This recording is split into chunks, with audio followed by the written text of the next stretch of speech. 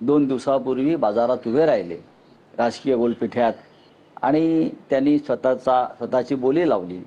पक्षातील राजकीय घडामोडींवर प्रतिक्रिया देताना शिवसेना उद्धव बाळासाहेब ठाकरे गटाचे खासदार संजय राऊत यांनी बंडखोर खासदारांवर जोरदार टीका केली आहे. माध्यमांशी संवाद साधताना राऊत म्हणाले की गेल्या 60 वर्षात शिवसेनेने अनेक चढ उतार, यश अपयश आणि पक्षांतर्गत बदल पाहिले.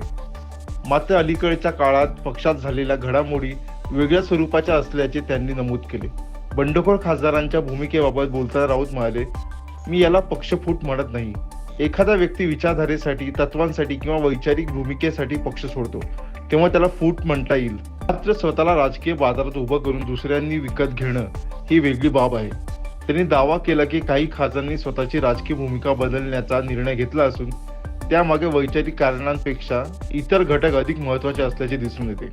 मी त्याला फुटली असं म्हणत नाही. माणूस फुटतो कधी? एक वैचारिक वारसा घेऊन फुटतो, एखाद्या विचारासाठी फुटतो किंवा बाहेर पडतो. जर तू स्वतःला विकण्यासाठी बाजारात उभं केलंय लिलावात आणि तुला कोणी विकत घेतलं त्या लिलावात, तर त्याला फुटणं म्हणत नाही विचारासाठी, त्याला विकणं म्हणतात. तसे आमचे 6 लोक 2 दिवसापूर्वी बाजारात उभे राहिले राजकीय गोलपिठ्यात आणि त्यांनी स्वतःची बोली लावली आणि ती बोली जी आहे त्यांनी दिलेल्या बोलीवर त्यांना विकत घेतलं गेलं. फुटले काय मोठा महान विचार घेऊन ते फुटले? काय विचार काय आहे? एकाला तरी विचारा त्यांना शिवसेनेचा काय विचार माहिती आहे?